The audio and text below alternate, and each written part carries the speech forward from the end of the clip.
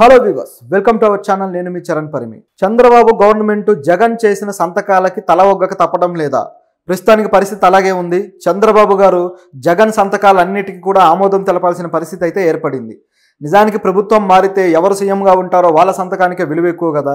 కానీ ఇక్కడ ఎందుకు రివర్స్ అయింది? గత సీఎం సంతకానికే ఎందుకు ఇంకా విలువ ఏర్పడుతుంది?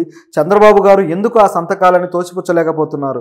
ఏ పథకాల విషయంలోనూ ఏ జీవోల విషయంలోనూ సంతకాలు పెట్టారో ఆ సంతకాలు సంబంధించిన ఇప్పుడు అవన్నీ కూడా అమలుపరచబోతున్నారు. సో దానివల్ల ప్రజల మీద ఏ విధంగా భారం పడబోతుంది, ఆ సంతకాలకు ఉన్న ప్రాధాన్యత ఏంటి, చంద్రబాబు గారు ఎందుకు వెనకడుగేస్తున్నారు అనేది ఇప్పుడు మనం మాట్లాడదాం. చంద్రబాబు గారు సీఎం అయిన తర్వాత కొన్ని రోజుల తర్వాత పాత పెన్షన్ విధానం ఏదైతే ఉందో దాని విషయంలో ఒక రచ్చ జరిగింది. ఈ ఉద్యోగుల పెన్షన్కి సంబంధించి పాత ఓల్డ్ పెన్షన్ స్కీమ్ కాదు, మాకు వేరేది జీవో ఇవ్వండి అని చెప్పేసి అడగటము, ఆల్రెడీ జీపీసీ స్కీమ్కి సంబంధించి చంద్రబాబు గారు కూడా హామీ ఇవ్వడము, చివరికి అంత గందరగోళం ఏర్పడి మళ్ళీ జగన్ ఏదైతే తీసుకొచ్చి ఉద్యోగులను ఇబ్బంది పెట్టాడో దాన్నే అమలు చేసే ప్రోగ్రాం పెట్టుకున్నారు. సో ఆ విధంగా దానికి వాళ్ళు చెప్పిన సాకు కూడా ఏంటంటే, గత అధికారి వెళ్ళిపోతూ సంతకం పెట్టి వెళ్ళిపోయాడు అని చెప్పేసి చెప్పారు. ప్రభుత్వం ఏ రోజైతే వచ్చిందో అదే రోజు ఆయన సంతకం పెట్టి వెళ్ళాడట. సో అది ప్రజలు కూడా ఎవరు నమ్మలేదు, ఇది కావాలనే చేస్తున్న ప్లాన్ లాగా ఉంది అని చెప్పేసి అనుకున్నారు. అదేవిధంగా ఇప్పుడు కూడా మరికొన్ని సంతకాలు మరికొన్ని పథకాలకు సంబంధించి ఇప్పుడు అమలుపరచబోతున్నారు. ఇవి కూడా అటువంటివేనా అనే ప్రశ్న అయితే బయలుదేరింది. అవి ఏం సంతకాలు ఏంటనేది చూస్తే, జగన్ తను సీఎంగా ఉన్నప్పుడు ఒక రెండు కొత్త విషయాలు తీసుకొచ్చాడు. ఒకటి వచ్చేసి రైతులకు సంబంధించి వాళ్ళు పవర్ ఎంత వాడుతున్నారు, ఎంత కన్జ్యూమ్ చేస్తున్నారు అనే దాన్ని లెక్క కట్టడానికి స్మార్ట్ మీటర్లు, అయితే వీటి మీద కూడా పన్ను ఉంటుంది అది అని చెప్పి చాలా చర్చ జరిగింది. సో ఈ స్మార్ట్ మీటర్లు బిగించడానికి ఏపీ గవర్నమెంట్ ఒప్పందం చేసుకుంది. సో ఇది కొంత వివాదం అయింది. కానీ కేంద్ర ప్రభుత్వం స్మార్ట్ మీటర్లు పెట్టాల్సిందే అని చెప్పేసి గతం నుంచి కూడా వాదిస్తూ వచ్చింది. అది కేంద్ర ప్రభుత్వానికి ఒక ప్రతిష్టాత్మకమైన విధానం అయింది. సో మరి ఎందుకు రైతుల మీద వాళ్ళు ఈ విధంగా డబ్బులు వసూలు చేయాలనుకున్నారో కానీ, నిజానికి రైతులు వాళ్ళకు ఏ పన్ను ఉండదు, ఆదాయ పన్ను ఉండదు, రైతుల ఉత్పత్తుల మీద కూడా పన్నులు ఉండవు. అలాంటిది వాళ్ళకి నుంచి ఏదో విధంగా డబ్బులు లాగడానికి అన్ని వర్గాల నుంచి కేంద్ర ప్రభుత్వం డబ్బులు లాగుతుంది కదా. ఒకటని కాదు, ఇల్లు కొన్నా డబ్బులు కట్టాలి, ఇల్లు తీసుకున్న డబ్బులు కట్టాలి, స్థలం కొన్నా ఎలాగో పన్నులు కడతాం, పొరపాటున మనం బ్యాంకులో డబ్బులు దాచుకున్నా దానికి పన్నులు కట్టాలి, ఆ డబ్బు తీసుకోవాలన్నా పన్నులు కట్టాలి, జీవిత బీమా చేసుకోవాలన్నా పన్ను కట్టాలి, చచ్చినా సరే చివరికి వాడు చచ్చిపోతాడు పన్ను కట్టి చంపేయండి అన్నట్టుంది పరిస్థితి. అంటే అంత దారుణంగా పన్నులు వసూలు చేస్తున్నారనమాట. సో ఈ పరిస్థితుల్లో దీన్ని కూడా ఆ విధంగా డిజైన్ చేయబోయారు. అంటే పన్ను ఎలాగో తీసుకోలేము, ఈ విధంగా అన్నా తీసుకుందాము, వాళ్ళ కన్జంప్షన్ని బట్టి వాళ్ళకు ఒక రేట్ పెట్టి తీసుకుందాం అనే ప్లాన్ అయితే వేశారు. కానీ అది మిస్ఫైర్ అయింది. తెలంగాణలో అయితే బీఆర్ఎస్కి అలాగే బీజేపీకి మధ్య పెద్ద వారే నడిచింది. వీళ్ళు ఇట్లా స్మార్ట్ మీటర్లు పెట్టాలనుకుంటున్నారని బీఆర్ఎస్ కూడా ప్రభుత్వం మీద, కేంద్ర ప్రభుత్వం మీద గట్టి విమర్శలు చేస్తూ వచ్చింది. వాళ్ళు మళ్ళీ తిప్పికొట్టడానికి ప్రయత్నించారు కానీ అది వర్కౌట్ అవ్వలేదు.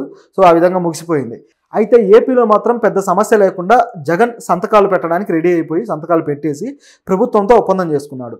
అసలు ఎందుకు ప్రభుత్వానికి ఆయన లొంగిపోయాడు అంటే, మనం వేరే వేరే కారణాలు ఉన్నాయనుకోండి, అవి కాకుండా దీనికి సంబంధించిన వరకు చూస్తే, మాజీ సీఎం జగన్ రుణాలు తీసుకోవడానికి అదనంగా కేంద్ర ప్రభుత్వం నుంచి రుణాలు తీసుకొని రావడం కోసమే ఈ పథకానికి అంగీకరించి సంతకం పెట్టాడు అనేది ఇప్పుడున్న సమస్య.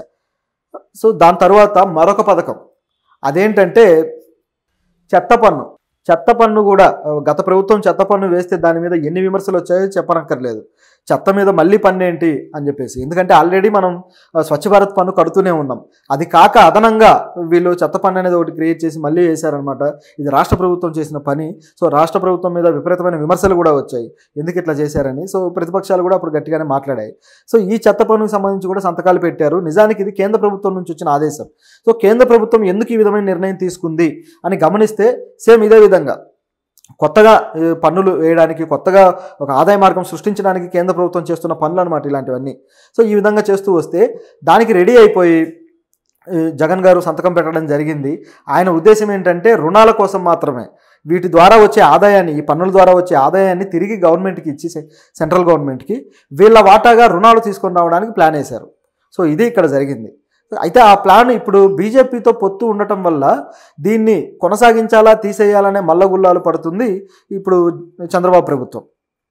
అంటే తీసేస్తే ఏమో బీజేపీకి నష్టం, సెంట్రల్ గవర్నమెంట్కి, ఒకవేళ ఉంచితే ఏమో ఇది జగన్ పెట్టిన సంతకాలు, అలాగే ప్రజల్లో దీని మీద వ్యతిరేకత ఉంది, సో చంద్రబాబు కొత్తగా ప్రజల మీద భారం పెడుతున్నాడు అన్న విమర్శలు అయితే ఎదుర్కోవాల్సి వస్తుంది. సో ఇదంతా బేస్ చేసుకొని దీన్ని ఉంచాలా తీయాలా అనే కన్ఫ్యూజన్లో పడిపోయారు చంద్రబాబు గారు. సో దీన్ని ఏ విధంగా పరిష్కరించుకుంటారనే సమస్య అయితే వచ్చింది. సో దీంతోపాటు మరిన్ని కూడా ఉన్నాయి, అవి కూడా బయటికి రావాల్సి ఉన్నాయి అనుకోండి. సో మరొకటి చూస్తే వాలంటీర్లు. ఇప్పుడు వాలంటీర్లకు సంబంధించిన సమస్య కూడా ఈరోజు 7వ తారీఖు ఈరోజు ఆ మీటింగ్ జరగబోతుంది. వాలంటీర్లకు సంబంధించి కొత్త ప్రతిపాదనలతోటి వాళ్ళకు కొత్త బాధ్యతలతోటి ఈరోజు కొన్ని తీర్మానాలు చేసి వాటిని వెల్లడించబోతున్నారు. సో సాయంత్రానికి అవి వచ్చేస్తాయి. వచ్చిన తర్వాత అది కూడా మాట్లాడదాం. వాలంటీర్ల సమస్య ఇప్పటికీ అలాగే ఉంది. వాళ్ళకు 10,000 జీతంతో అదనంగా వేరే బాధ్యతలు వాళ్ళకి అప్పగిస్తాము, వాళ్ళకు పని నిర్దిష్టంగా కొన్ని పని గంటల టయాన్ని మేము కేటాయిస్తాము, అంటే ఒక ఉద్యోగంలాగా తీర్చిదిద్దుతామని చెప్పారు. నిజానికి వాలంటీర్ల వ్యవస్థను ఎప్పుడు తీసేస్తారో అనే భయంతో వాలంటీర్లు ఇప్పటిదాకా బిక్కుబిక్కుమంటూ ఉన్నారు. ప్రభుత్వం మీద కాస్త అపనమ్మకం కూడా క్రియేట్ అయ్యింది ఇన్ని రోజులు. సో ఈ రోజుతోటి అది తేలబోతుంది. ప్రభుత్వం మరి ప్రజల్లో అపనమ్మకాన్ని మూటగట్టుకుంటుందా లేకపోతే వాళ్ళకు న్యాయం చేస్తుందా అనేది ఈరోజు తెలుస్తుంది. సరే, ఇదిలా ఉంటే కేంద్ర ప్రభుత్వం ఎందుకు ఈ విధంగా మనలాంటి రాష్ట్రాల మీద, ఆల్రెడీ అభివృద్ధి లేని రాష్ట్రం, మళ్ళీ దాంట్లో పన్నులు వేసి జనాల్ని ఎందుకు నడ్డి విరగొడుతున్నారనే ప్రశ్న అయితే మనకి చాలా కాలంగా ఉన్నది. అంటే మన రాష్ట్రం అనే కాదు, కేంద్ర ప్రభుత్వం తన ఆదాయాలు నింపుకోవడం కోసం, తన ఖజానాన్ని నింపుకోవడం కోసం రాష్ట్ర ప్రభుత్వాల మీద అధికంగా పన్నుభారం మోపుతుంది. ఇది ఒక పెద్ద సమస్యగా మారింది నిజానికి. ఈ విషయంలో గతంలో బీఆర్ఎస్ గవర్నమెంట్ కూడా గట్టిగానే విమర్శించింది. ఎందుకు మనం మాటిమాటికి బీఆర్ఎస్ ప్రభుత్వాన్ని తెస్తున్నాము అంటే, కేంద్రంతో ఇలాంటి విషయాల్లో, అంటే ప్రజలకు ఇబ్బంది కలిగించే రాష్ట్ర స్థాయి విషయాల్లో కొద్దో గొప్ప పోరాడిన పార్టీ బీఆర్ఎస్. ఏపీలో జగన్ కావచ్చు, లేకపోతే ప్రస్తుతం ఉన్న చంద్రబాబు గారు కావచ్చు, వీళ్ళు కేంద్రం తానా అంటే వీళ్ళు తందానా అనే టైప్లో వీళ్ళు వంతపాడుతూ వచ్చారు. కాబట్టి మనం వాళ్ళని ప్రస్తావించలేకపోతున్నాం. ఏ విషయం అయితే కాంట్రవర్సీగా ఉంటుందో, దేన్నైతే మన రాష్ట్ర ప్రభుత్వాలు అడ్డుకొని ప్రశ్నిస్తున్నాయో దాని గురించే కదా మనం డిస్కస్ చేయాలి. సో అందువల్ల ఇది ప్రస్తావన వస్తుంది. సో అప్పుడు గతంలో అలాగే ఈ కేంద్ర ప్రభుత్వం ఎందుకు ఈ పన్నుల భారాన్ని ఈ విధంగా చేస్తుందని ప్రశ్నించారు. ముఖ్యంగా పెట్రోల్కు సంబంధించి అయితే, పెట్రోలు రేట్లు పెరిగిన తర్వాత కేంద్ర ప్రభుత్వం ఏం చేసింది, ఆ రేటును కూడా మామూలు పన్నులో పెంచకుండా వ్యాట్లో పెంచారు. అంటే రాష్ట్రాలతో షేర్ చేసుకోలేని అవకాశం లేని దాంట్లో వాళ్ళు పన్ను పెంచారనమాట. సో దాన్ని మాత్రం పూర్తిగా కేంద్ర ప్రభుత్వమే తీసుకుంటుంది.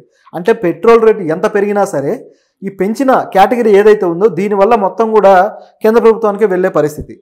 చివరికి పెట్రోల్ రేట్లు తగ్గియండి అని ప్రజలు గోల పెట్టినప్పుడు కూడా వీళ్ళు ఏం చేశారంటే కొద్దిగా వ్యాట్లోంచి కొంత తగ్గించిన తర్వాత మళ్ళీ రాష్ట్ర ప్రభుత్వం తగ్గియట్లేదు, మిగతాదంతా రాష్ట్ర ప్రభుత్వం పెంచిందే అని చెప్పేసి రాష్ట్ర ప్రభుత్వాల మీద నెట్టారు.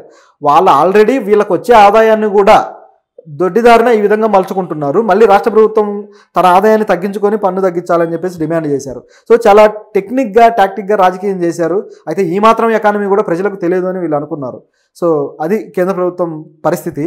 మొన్న బడ్జెట్ వచ్చినప్పుడు కూడా, బడ్జెట్లో కూడా నిర్మలా సీతారామన్ గారు పెట్టిన అడ్డగోలు పన్నుల మీద విపరీతమైన విమర్శలు వచ్చాయి. సో ఆ విమర్శల మీద కూడా ఒక సోషల్ మీడియాలో ఒక మీమ్ బాగా పాపులర్. అది ఏంటంటే, ఒక ప్రశ్న ఉంటుందన్నమాట, వాట్ షీ ఈట్స్ అని. అంటే నిర్మలా సీతారామన్ గారు వాట్ నిర్మలా సీతారామన్ ఈట్స్ అని ఉంటే దానికి ఆన్సర్ ఏంటంటే హోల్ మిడిల్ క్లాస్. సో ఇది దానికి ఆన్సర్. ప్రస్తుతానికి అదే పరిస్థితి ఉంది. కేంద్ర ప్రభుత్వం చర్యలు ఈ విధంగా ఉన్నాయి. సో మన రాష్ట్ర ప్రభుత్వం అంటే పొత్తులో ఉన్నాం కాబట్టి ఏదో విధంగా సర్దుకుపోదామని ప్రజల మీద భారం మోపకుండా కాస్త బాధ్యతతోటి, ప్రజలకు ఆల్రెడీ ఉపాధి మార్గాలు సరిగ్గా లేవు కాబట్టి దీన్ని కూడా గుర్తించి